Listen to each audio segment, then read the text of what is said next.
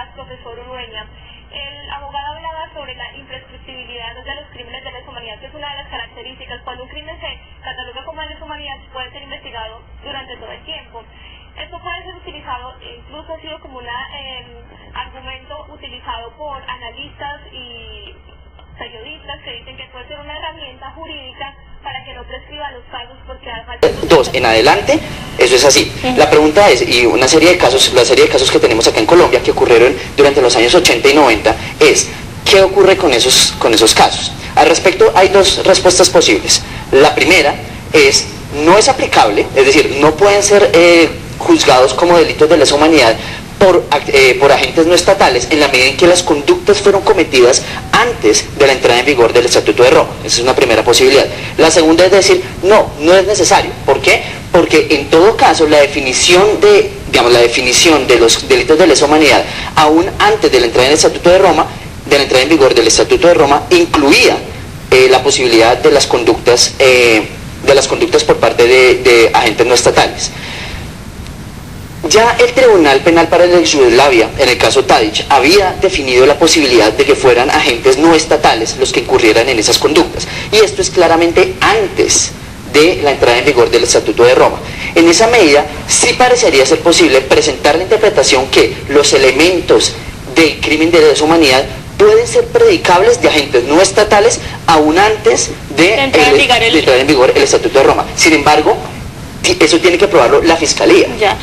Doctor Bernal, en el caso de ustedes, los agentes que supuestamente fueron los autores del asesinato del señor Jaramillo Ossa, están FARC, agentes del Estado, narcotraficantes. Para ustedes ya en el caso interno, ¿quiénes serían los responsables y por qué la Fiscalía considera caso de lesa humanidad el caso del asesinato de este señor?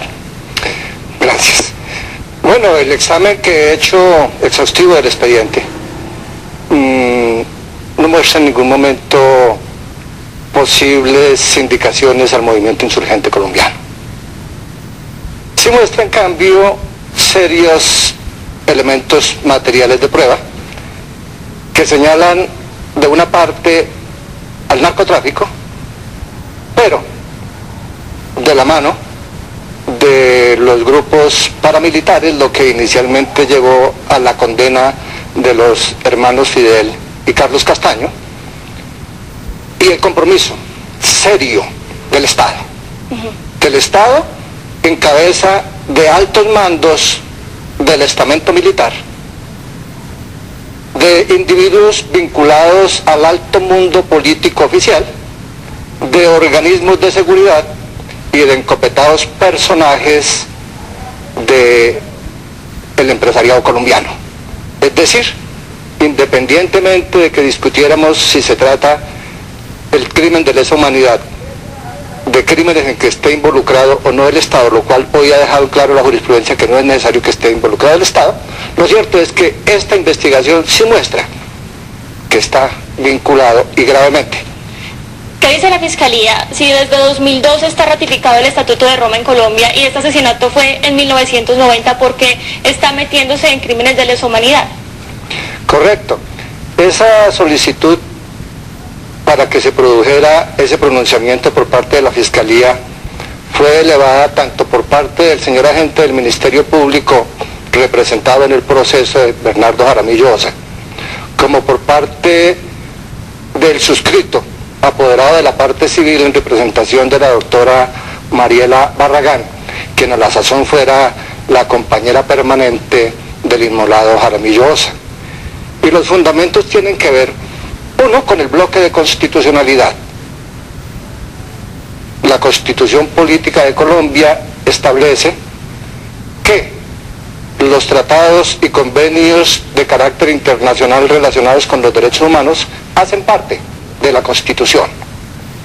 Y esos tratados y convenios de derecho internacional sobre la materia de derechos humanos y los crímenes de lesa humanidad están suscritos y aprobados mediante ley de la República y por lo tanto hacen parte de la Constitución Política de Colombia.